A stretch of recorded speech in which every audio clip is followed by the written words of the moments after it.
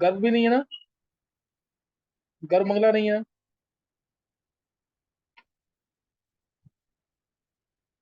आदित्य।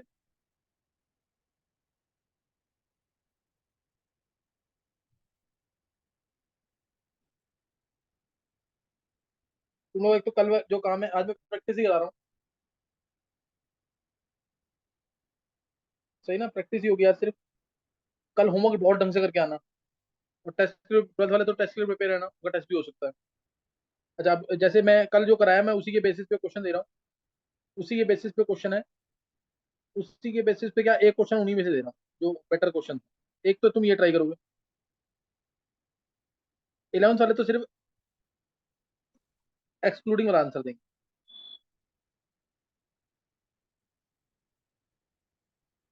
ये है।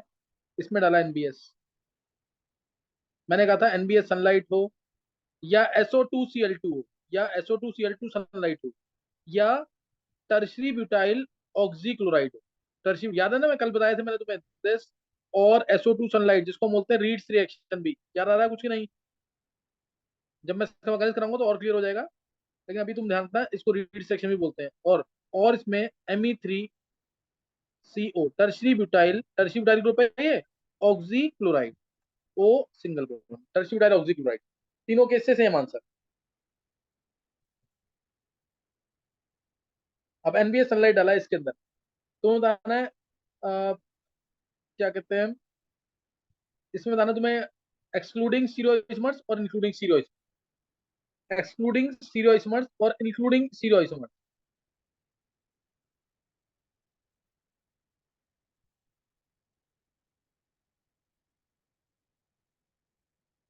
एक ये ट्राई कर लो, और एक कल वाला क्वेश्चन और ट्राई। एक कल वाला क्वेश्चन और ट्राई कर लो, कल वाला जो बहुत बेटर क्वेश्चन था ना, वो भी ट्राई कर लो।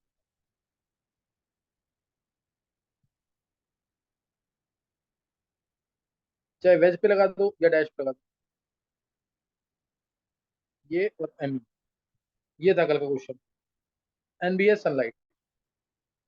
जिसने प्रैक्टिस किया है कॉपी बिना देखे जो ट्राई कर सकता है, तो फिर अच्छी बात है। ये कर लेंगे ट्राई, दो क्वेश्चन।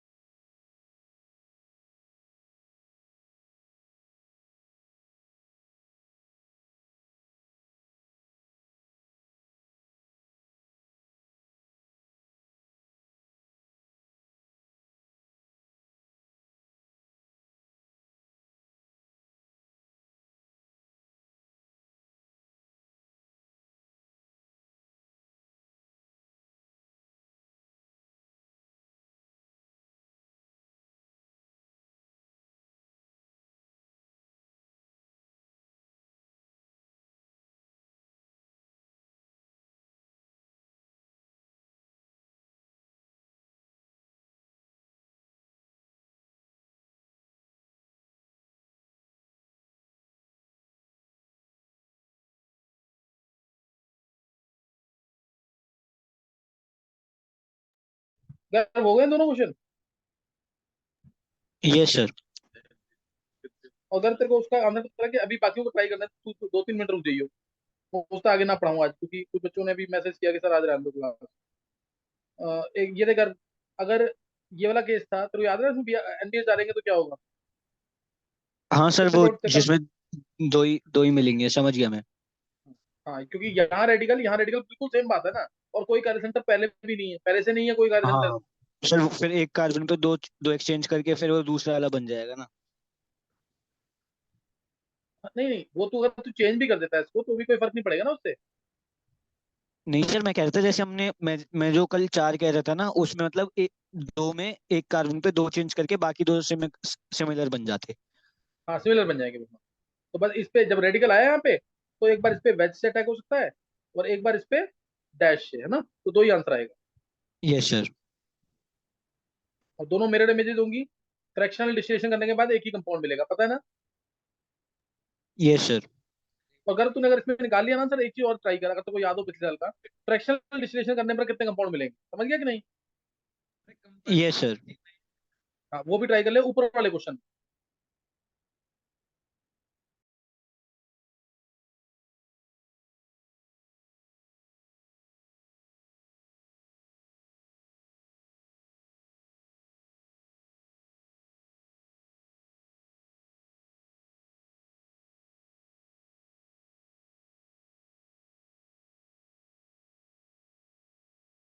सर निकाल लिया। अगर सर निकाल लिया फ्रैक्शनल डिस्टिलेशन पे। एक बार आंसर बोले, एक बार कर। सर एक्सक्लूडिंग चार पहले वाले में, हाँ हाँ इंक्लूडिंग आठ, और हाँ। फ्रैक्शनल डिस्टिलेशन पे छः। अच्छा, नीचे भी निकाला गया? नीचे तो वो कल वाले ये चार एक्सक्लूडिंग और 11 इंक्लूडिंग। क्या फ्रैक्शनल डिस्टिलेशन में निकाला है? नीचे फ्रैक्शनल डिस्टिलेशन पे, सर बस एक सेकंड बता रहा हूँ।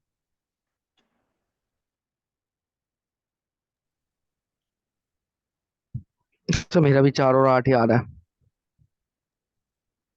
देखते हैं अभी अभी भी।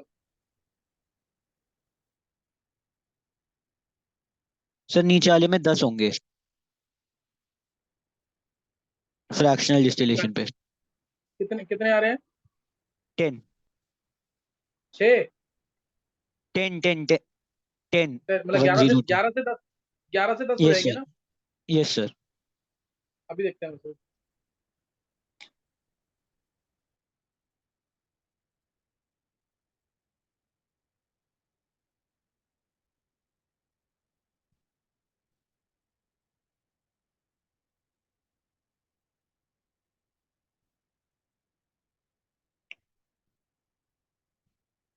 और किसी बच्चे ने निकाला आंसर? विधि वर्मा?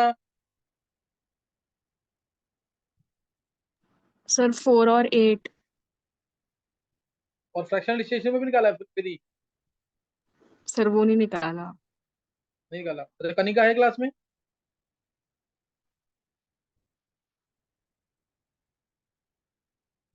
तो क्लासेस मिस मत करो, तो क्लासेस पहले मिस वाले मत करो बिल्कुल। फ्रैक्शनल डिस्टिलेशन में विचार आएंगे। नहीं नहीं, ये पूरा आंसर बोले पर हेमांग। तो 4 8 और 4 पहले वाले। 4 8 4 तेरा आंसर है, 4 8 4। और अगले का भी निकालिए, उससे अगले का। तो मतलब फ्रैक्शनल डिस्टिलेशन में निकालना, बाकी वो तो पहले से बता दो, फोर वाले। अच्छा,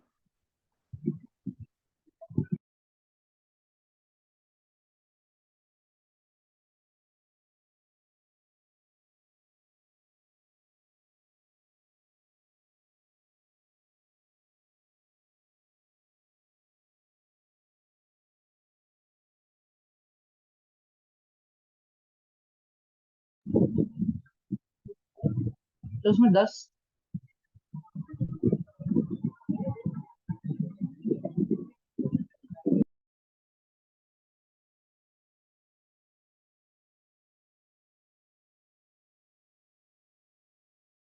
हाँ बता दूं क्या मैं? अच्छा, उसमें 10। 11 और 10, 4 11 10 है। हाँ, यस यस। चलो मैं कल ये मैं जस्ट वाइंड अप कर रहा हूँ मैं इस चीज को। मैं हिंट दूंगा, सिर्फ आंसर देखते हैं कि क्या है। सर दूसरे वाले देखो में मुझे लग रहा है फ्रैक्शनल गर्भ से। डिस्टिलेशन साथ आ रहे हैं। 7 आ रहा है नवीन। यस। अच्छा एक नवीन वेग। देखो इसमें सबसे पहले तो रेडिकल पोजीशन देखेंगे। रेडिकल पोजीशन एक इधर है, रेडिकल पोजीशन एक इधर है, और उसके बाद रेजोनेंस के बाद दो और पोजीशन आ जाएंगी। तो पहली पोजीशन जैसे ही यहाँ रेडिकल आएगा, जैसे ही ऊपर रेडिकल आएगा, देखो जैसे ही ऊपर रेडिकल आया, तो रेडिकल आते ही, शरद कुछ बोलना तो नहीं तेरे को, ये जैसे ही रेडिकल आएगा ऊपर बन जाएगा प्लेनर पोजीशन, ये प्लेनर होगी पोजीशन। और उसके बाद ये इलेक्ट्रॉन इधर, ये इलेक्ट्रॉन इधर, रेजोनेंस के बाद ये स्ट्रक्चर आ जाएगा। ये दो पॉसिबिलिटी। और रेडिकल जब नीचे आएगा, जब नीचे रेडिकल आएगा तो ऊपर वेज वाली फॉर्म रहेगी। रेडिकल नीचे आ गया, रेडिकल नीचे आने के बाद अब इसमें रेजोनेंस होगी, ये इलेक्ट्रॉन इधर, ये इलेक्ट्रॉन इधर, ये आ गया रेडिकल यहाँ। ये चार चीजें मिल गई। अब जहां रेडिकल लगा मैं बी आर लगा रहा हूँ direct, B R, B R, B R, B R, चार लगा दिए। अब कार्य सेंटर ढूंढो उसमें। कार्य सेंटर ढूंढोगे तो पहले वाले में कार्य सेंटर ये रहा, ये एक नहीं है दो है, और दोनों है एनेंशियोमेरिक पेयर। इस वाले में कार्य सेंटर ढूंढोगे तो ये भी दो है और दो है, क्योंकि कार्य सेंटर है, और ये भी क्या है एनेंशियोमेरिक पेयर। इस वाले में ढूंढोगे अगर रेडिकल आएगा यहाँ पे, तो इसमें भी यहाँ पे अब ये वेज पोजीशन फिक्स है, इसे क्या बोलोगे तुम? डायस्टीरियोइसोमर्स। डायस्टीरियोइसोमर क्यों? क्योंकि इसकी पोजीशन, फिक्स है वो वाला। हाँ ये फिक्स्ड है, ये फिक्स्ड है, तो ये दो होंगे, दो होंगे। यहाँ पे बी आर ऐसे भी आ सकता है और डैश की फॉर्म में भी आ सकता है। चार आंसर समझ आना चाहिए 11th वालों को जरूर, 11th वालों को चार आंसर जरूर समझ आना चाहिए। दो आएगा और ये दो होंगे डायस्टीरियोइसोमरिक पेयर।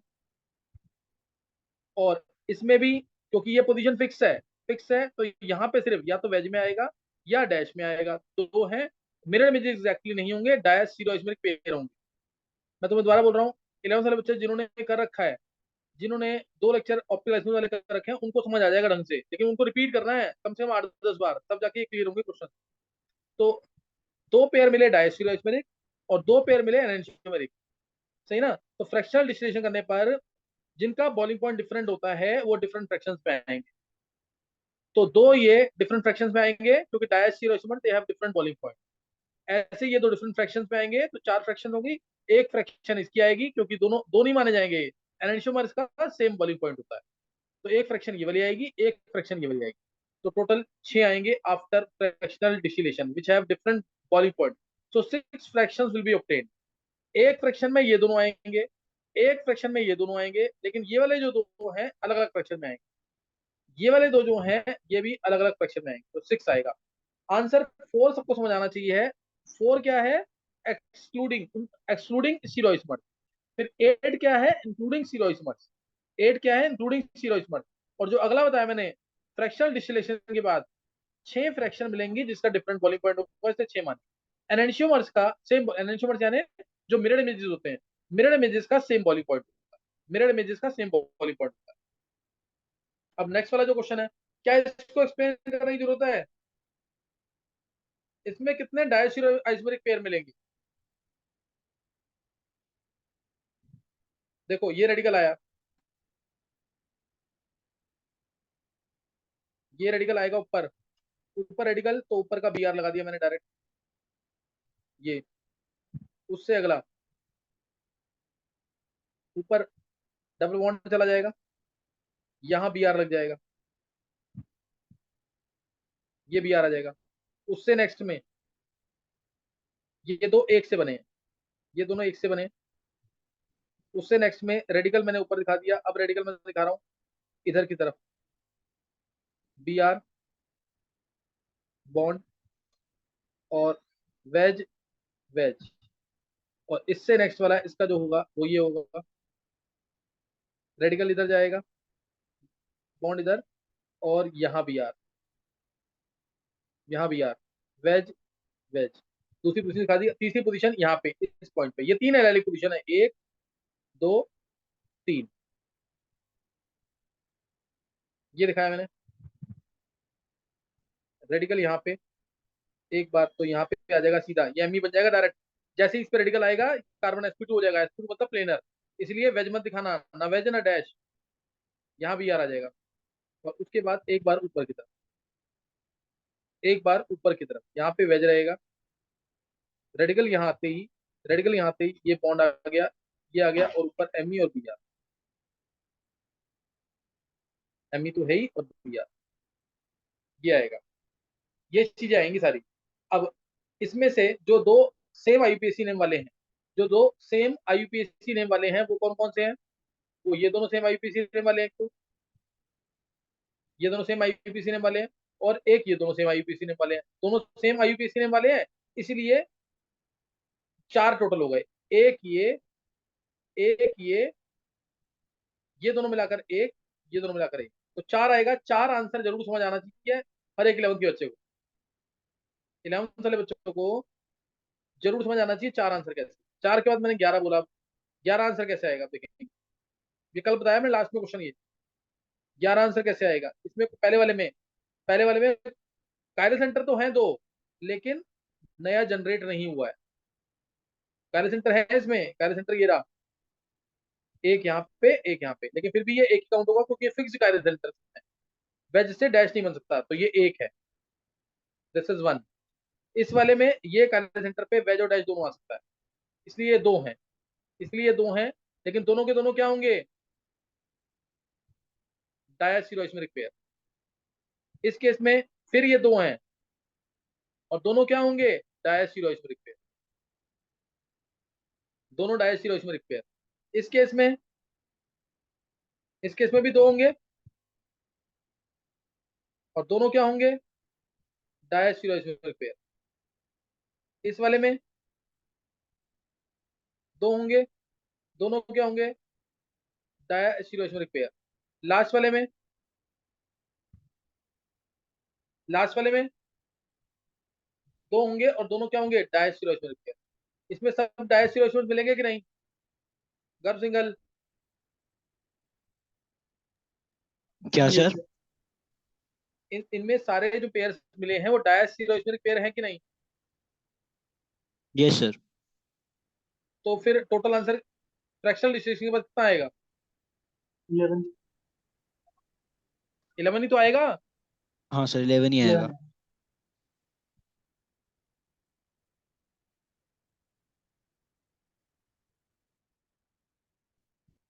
पेन क्यों बोला था? सर वो मैंने गलती से सेकंड वाले को इनैंशियोमर्स कंसिडर कर लिया था। तो फ्रैक्शनल डिस्ट्रीब्यूशन के बाद 11 ही आंसर आएगा, ये ध्यान रखना है। किसी ने निकाला था ये, नवीन ने तो शायद 7 निकाला था। सर जो नीचे लेफ्ट में दो कंपाउंड है, सबसे नीचे, हाँ, उसमें जो मतलब चार कंपाउंड है वो टोटल, तो उसमें एक एक पेयर एनएंशियोमर के आ रहे हैं।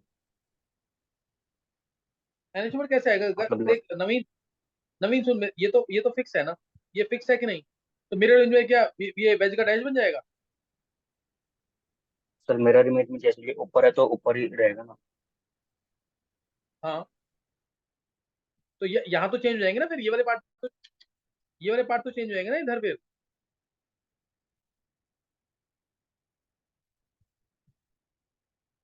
सर वो फिर उसी प्लेन में मतलब रोटेट करने से मिरर इमेज बन रहा है, और आपने मतलब कहा था सेम प्लेन में रोटेट करने से कंपाउंड सेम रहते सीरीज रोटेशन देने से। हैं। यस। एक बार नवीन, एक बार थोड़ा तसल्ली से ना दोबारा चेक करिए, ओके। एक बार दोबारा चेक करिए उसको। अच्छा अभी तुम्हें कुछ क्लियर हो गया कि नहीं? ये चीजें क्लियर हो गई ना, आगे क्वेश्चन करने में मजा आएगा अगर ये चीजें क्लियर हो रही है। अब नेक्स्ट जो मैकेनिज्म लिखेंगे, नेक्स्ट जो मैकेनिज्म लिखेंगे, दो मैकेनिज्म लगे फ्री रेडिकल के। एक तो है हमारा एंटी मार्कोनी का, और एक फ्री रेडिकल सब्स्टिट्यूशन। एक एंटी मार्कोनी और एक फ्री रेडिकल सब्स्टिट्यूशन, दो मैकेनिज्म रह गए। मैं उसमें से एक अभी तुम्हें करा रहा हूँ, एक से एंटी मार्कोनिक सूल। मार्कोनिक सूल तुम्हें याद होगा,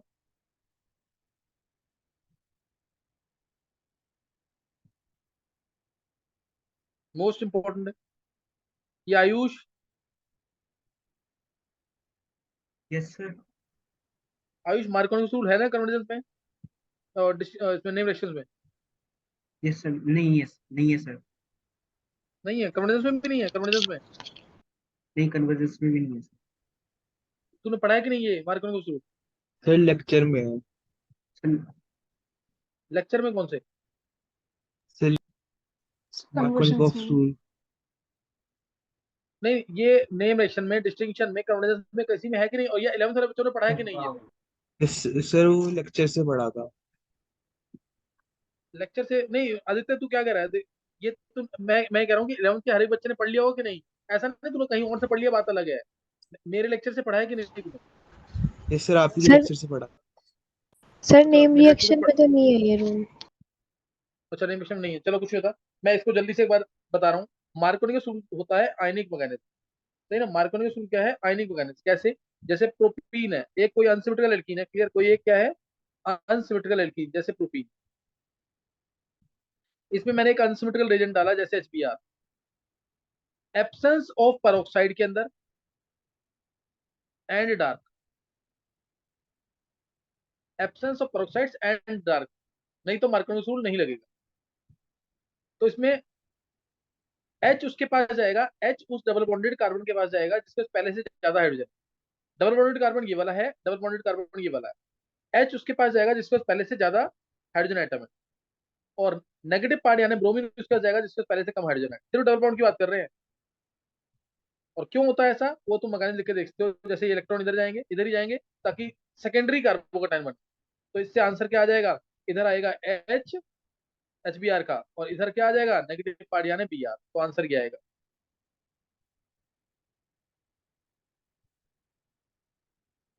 क्या समझ आ गया? और उल्टा करोगे तो ये 80% मिलता है, उल्टा करोगे तो 20%, क्योंकि उसका कार्बोडाइन स्टेबल नहीं होगा ना। क्या पता लगा ये मिलेगा एंटी मार्कोनी रूल में, जिसका मैकेनिज्म कौन सा? Free radical. ये मिलेगा एंटी मार्कोनी रूल में। किसी को मैकेनिज्म सही है, मैं एक बार जल्दी से बताता हूँ मैकेनिज्म का। आयनिक मैकेनिज्म होता है, HBr टूटेगा पाई इलेक्ट्रॉन को देख करके, H plus plus Br negative में। पहले प्रोपीन पे अटैक करेगा, क्योंकि प्रोपीन है न्यूक्लियोफाइल। ये तुम्हें मैंने बता रखा है, प्रोपीन न्यूक्लियोफाइल है, तो इस पे अटैक करेगा पहले H प्लस, अटैक करेगा H प्लस। स्टेप होगा स्लो, क्योंकि पाई बॉन्ड तोड़ रहे हैं। स्लो स्टेप या RDS of the reaction, slow step और RDS ऑफ द रिएक्शन। ये लग जाएंगे इलेक्ट्रॉन इधर, इधर जाएंगे, क्यों? ताकि सेकेंडरी कार्बोटाइन बन सके। ये आ जाएगा सेकेंडरी कार्बोटाइन। उल्टे साइड इलेक्ट्रॉन जाते, इधर जाते अगर, तो प्राइमरी कार्बोटाइन बनता, वो कम स्टेबल होता है। अब उसके बाद प्लस आ गया, अब इस पर अटैक कर देगा दूसरा रेजेंट यानी Br माइनस। रिएक्शन का मैकेनिज्म जो है वो इलेक्ट्रोफिलिक एडिशन। ये आंसर आ जाएगा, और ये सब पास होगा, क्योंकि आयंस जो होते हैं कम स्टेबल होते हैं, तो रिएक्टिव ज्यादा होंगे। ये पास होगा। क्या ये मैकेनिज्म समझ आ गया? इलेक्ट्रोफिलिक एडिशन मैकेनिज्म है ये सबको समझ आ गया होगा। सबसे इजी मैकेनिज्म है ये, समझ आ गया कि नहीं?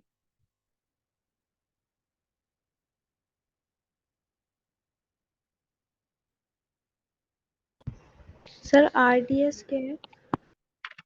Rate determining step, rate determining step of the reaction.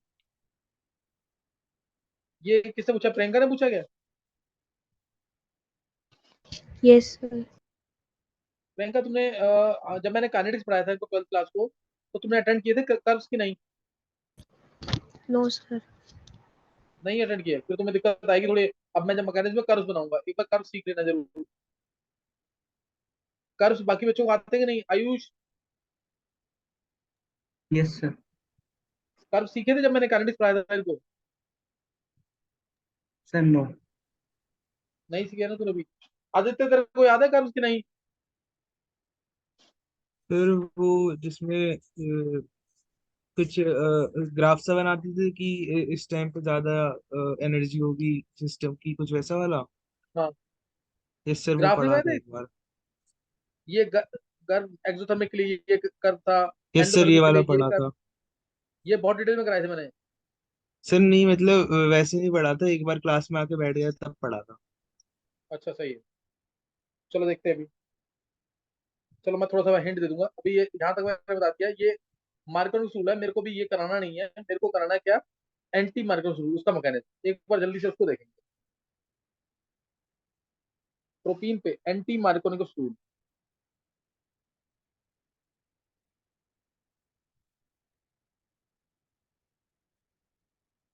और खराश इफेक्ट, और तीसरा नाम है इसका पर ऑक्साइड इफेक्ट।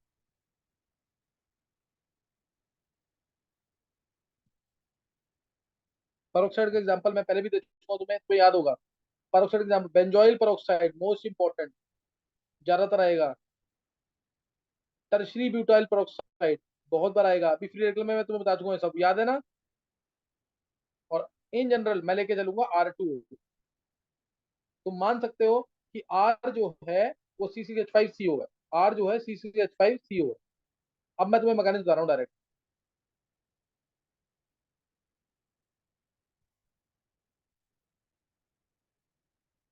ये लिया मैंने प्रोटीन,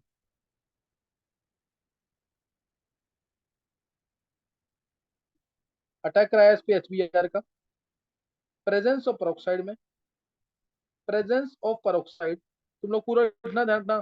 प्रेजेंस ऑफ peroxide, जैसे एग्जांपल, एग्जांपल R2O2 मैं एक बता रहा हूँ, otherwise example benzoyl peroxide, tertiary butyl peroxide ज्यादातर यूज करते हैं। And light,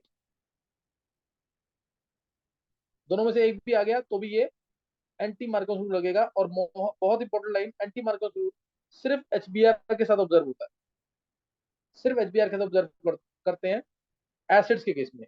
HF HCl HBr चाहिए ना, तो सिर्फ HBr के साथ लगेगा, जबकि मार्कोस रूल हर एक के साथ लगता है। और ये क्यों होता है, इसका रीजन पूछा हुआ IIT एडवांस ने, रीजन मैं बताऊंगा पूरा, अभी सुनेंगे। अब इसमें उल्टा करना है तुम्हें, इसमें आंसर किया है,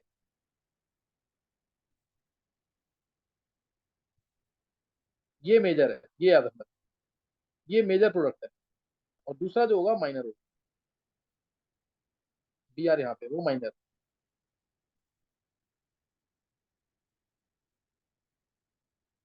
ये माइनर, ये मेजर है, ये मेजर है और दूसरा माइनर। मैकेनिज्म, मैकेनिज्म नोट करेंगे इसका, ध्यान रखना। कभी भी फ्री रेडिकल मैकेनिज्म होता है, कभी भी फ्री रेडिकल का मैकेनिज्म होता है, ज्यादातर 3 स्टेप्स आते हैं, chain initiation, chain propagation, chain termination. Chain initiation, chain propagation, और चेन टर्मिनेशन। अब chain initiation step, chain initiation step में R2O2 जो है, लाइट के प्रेजेंस में, ध्यान रखना, लाइट के प्रेजेंस, माइनर लाइट होती है, इसके प्रेजेंस में ये टूट जाता है, क्योंकि तुम्हें पता है OO सिंगल बॉन्ड बहुत ही वीक होता है, लोन पे रिपल्शन होती है।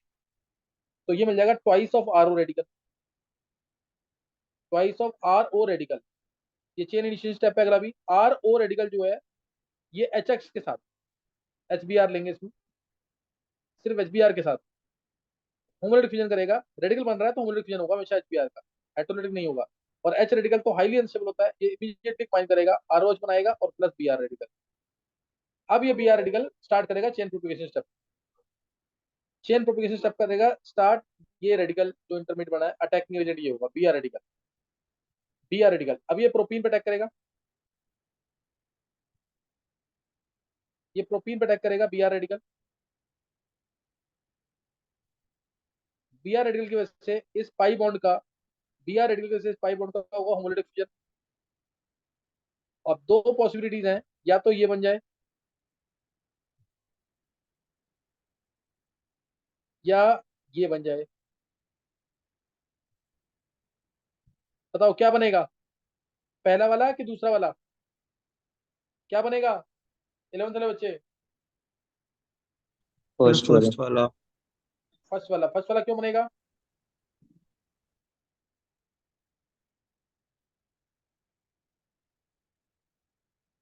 चित्राक्ष बोल।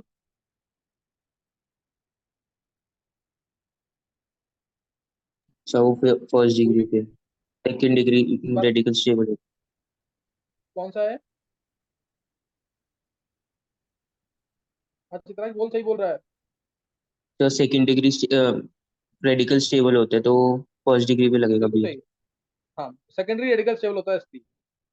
सेकेंडरी रेडिकल है ना, ये जिस कार्बन पे रेडिकल साइन है उसके साथ दो कार्बन अटैच है, इसमें जिस कार्बन पे रेडिकल साइन है उसके साथ एक ही कार्बन अटैच है, तो सेकेंडरी रेडिकल ज्यादा स्टेबल है इसलिए। अब इसमें हम दोबारा HBr डालेंगे, रेडिकल तो अनस्टेबल है, जो बचा हुआ HBr एक तरह से बचा हुआ HBr जो है H रेडिकल प्रोवाइड करेगा, ये इलेक्ट्रॉन इधर, ये इलेक्ट्रॉन इधर, तो ये किसी के साथ कंबाइन करा दो, जो हमारा मेजर है मैं उसको कंबाइन करा रहा हूँ, CH2 ये Br और plus Br radical, plus Br radical. अब ये Br रेडिकल दोबारा ऊपर जाएगा, यहाँ पे देखो, यहाँ दोबारा जा रहा है ना, ये दोबारा गया, दोबारा रिएक्शन स्टार्ट करेगा, तब तक ये एक्सेस में ना हो, ये जब तक एक्सेस में ना हो जाए। चेन प्रोपेगेशन स्टेप के दो स्टेप है, ध्यान रखना, बहुत ध्यान सुनना। चेन प्रोपेगेशन स्टेप के दो स्टेप है, एक स्टेप में Br रेडिकल अटैक कर रहा है, एक स्टेप में HBr अटैक कर रहा है बचा हुआ। चेन प्रोपेगेशन स्टेप के दो स्टेप है, एक में Br रेडिकल अटैक कर रहा है और एक में HBr। और लास्ट स्टेप चेन टर्मिनेशन होता है। चेन टर्मिनेशन, कोई भी दो रेडिकल जो बचे हुए हैं अगर कंबाइन कर जाएंगे तो चेन टर्मिनेट कर जाएगी, जैसे दो Br रेडिकल कंबाइन कर जाएगा तो रिएक्शन रुक जाएगी, रेडिकल नहीं बचेंगे तो रिएक्शन रुक जाएगी। क्या ये समझ आ गया सबको, कोई डाउट तो नहीं किसी को?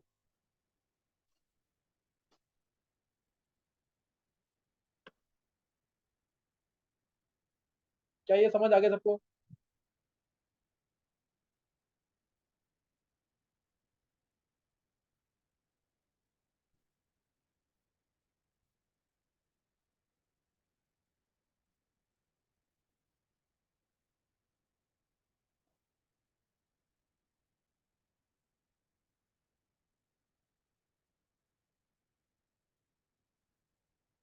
समझ आ गया कि नहीं ये चित्राक्ष? Yes sir. ध्यान ना, कोई भी दो रेडिकल जो बच गए हैं, कोई भी दो रेडिकल जो बच गए हैं, जरूरी नहीं है कि मैं Br रेडिकल लिखूं, वो इजी है मेरे लिए लिखना, इसलिए मैं लिखता हूँ। देखो ये रेडिकल तो बचा हुआ है, ये रेडिकल दो कंबाइन कर सकते हैं, वो माइनर होगा, ये दो रेडिकल भी कंबाइन कर सकते हैं। अब ध्यान देना, HBr के साथ जो दो स्टेप हुए प्रोपेगेशन के, पहला स्टेप ये वाला, दूसरा स्टेप जिसमें HBr अटैक कर रहा है ये वाला, दोनों के दोनों स्टेप एक्सोथर्मिक होते हैं। HBr के साथ दोनों स्टेप क्या होते हैं, एक्सोथर्मिक। लेकिन अगर मैं यहाँ पे ले लूं HF या HCl, तो उनका तो बॉन्ड बहुत स्ट्रांग होगा। HF और HCl का बॉन्ड स्ट्रांग है ना, F का साइज छोटा, Cl बॉन्ड स्ट्रेंथ का ऑर्डर ये होगा इसका, तो HF और HCl का तो बॉन्ड बहुत स्ट्रांग है, इसलिए सेकंड स्टेप एंडोथर्मिक हो जाएगा। सेकंड स्टेप के लिए डेल्टा H क्या हो जाएगा, HF और HCl के लिए डेल्टा H हो जाएगा ग्रेटर देन 0, तो इसीलिए HF HCl के साथ एंटी मार्कोनिक रूल ऑब्जर्व नहीं होता।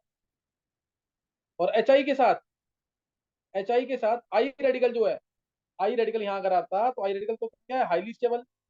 मोनोटॉपिक रेडिकल ऐसे ही देखते हैं ना, जितना बड़ा रेडिकल उतना इलेक्ट्रॉनिक रिपल्शन उसके अंदर कम होंगी और उतनी ज्यादा उसकी क्या होती है, स्टेबिलिटी होती है। आई रेडिकल बहुत स्टेबल, लीस्ट रिएक्टिव, इसलिए HI के साथ पहला स्टेप हो जाएगा एंडोथर्मिक। HI के साथ पहला स्टेप एंडोथर्मिक हो जाएगा, दूसरा एक्सोथर्मिक। HF और HCl के साथ दूसरा स्टेप एंडोथर्मिक हो जाएगा, पहला स्टेप एक्सोथर्मिक। क्या क्लियर हुआ है ये? क्या ये क्लियर हुआ है? Yes sir. कल मैं तुम्हें इसके क्वेश्चंस करा दूंगा, लेकिन तुम्हें आना चाहिए जरूर ढंग से। अगर तुमने मैकेनिक्स को दो बार तीन बार लिख के देख लिया, मार्कोनी रूल को भी और एंटी मार्कोनी रूल को भी, तो समझ आएगा। और जो लास्ट में मैंने बताया थ्योरी में, वही चीज IIT एडवांस से पूछी हुई है पेपर में, कि HF और HCl के साथ दूसरा स्टेप प्रोपेगेशन वाला एंडोथर्मिक, और HI के साथ आई रेडिकल जो है वो स्टेबल होता है और HI बॉन्ड बहुत वीक होता है। और ये भी बोलना है HI बॉन्ड बहुत वीक होगा, इसीलिए पहला स्टेप एंडोथर्मिक HI के साथ। हाँ हिमांश? सर आपने लास्ट में ऑर्डर किस चीज का लिखा था? तो हिमांश दोबारा बोल, नहीं समझ आई बात। और ठीक है, आपने लास्ट में ऑर्डर किस चीज का लिखा था? लास्ट में HF बॉन्ड स्ट्रेंथ का, HF HCl HBr HI bond strength का ऑर्डर। ओके। ये जो मैंने इसके साथ पहला स्टेप एंडोथर्मिक करा ना, ये देखिए वाला, ये HF और HCl के साथ सेकंड स्टेप एंडोथर्मिक हुआ, और HI के साथ हाँ ये फर्स्ट स्टेप एंडोथर्मिक। ये याद रखना है। चाहे अगर यहाँ पे CF बॉन्ड होता, क्यों जरूरत पड़ती है, CF CCl CBr और CI, ये भी ऑर्डर सेम है। साइज बढ़ेगा, बॉन्ड लेंथ बढ़ेगी, बॉन्ड स्ट्रेंथ कम हो जाएगी। तो मार्कोनी रूल और एंटी मार्कोनी रूल दोनों का मैंने देखा है, दोनों को दो दो तीन तीन बार लिख के देखना, नहीं तो कल के क्वेश्चन नहीं कर पाओगे जब मैं क्वेश्चन कराऊंगा। तो कल अपना होमवर्क बहुत ढंग से मैकेनिक्स जो हो रहे हैं उनको लिख के लाओ, ताकि इनकी प्रैक्टिस ढंग से होती रहे। नहीं लिखोगे मैकेनिज्म तो आगे जाके अर्निंग में दिक्कत आएगी। अभी सिर्फ एक्सक्लूडिंग वाले आंसर लिखना तुम लोग 11th वाले बच्चे, इंक्लूडिंग वाले मत करो। अगर समझ आ रहा है तो जरूर कर लो, अच्छे से प्रैक्टिस कर लो उसकी, अगर समझ आ रहा है तो। चलो नेक्स्ट टाइम करेंगे, प्रैक्टिस कर लेना जरूर।